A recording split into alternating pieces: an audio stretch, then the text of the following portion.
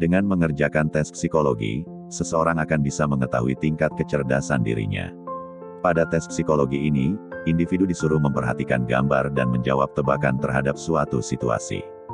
Dalam gambar tes psikologi ini, siapa yang akan mati jika mendorong batu? Jawabannya akan mengungkap seberapa jauh tingkat kecerdasan individu. Pada tes psikologi ini, jawabannya ada beragam. Namun, jawaban yang benar akan diungkap pada bagian kesimpulan di akhir.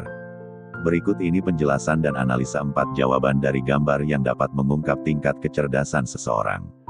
Jawaban 1, D dan C.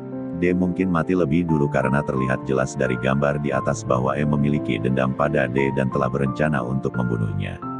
Akan tetapi, bagaimana jika batu berbentuk bulan sabit itu menggelinding ke bawah dan mengenai papan jungkat-jungkit di mana C berada? Dalam hal ini, C juga bisa mati asalkan batunya sangat berat.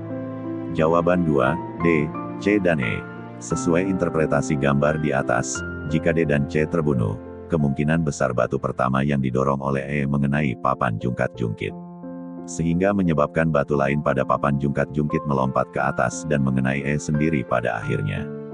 Jadi, dengan mendorong satu batu, D, C dan E dapat terbunuh. Namun, itu hanya mungkin jika batu pertama cukup berat untuk melemparkan batu besar di sisi lain papan jungkat-jungkit. Bisa juga terjadi, batu kedua pada papan jungkat-jungkit melompat ke atas dan mengenai B, bukannya E. Jika ini benar, akan ada 3 korban, D, C dan B. Tapi, ini hanya mungkin jika batunya cukup berat. Jawaban 4, hanya D. Hanya D dan mungkin C yang akan mati.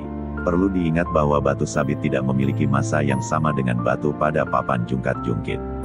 Meskipun kedua batu memiliki diameter yang sama, batu sabit memiliki bagian besar yang hilang.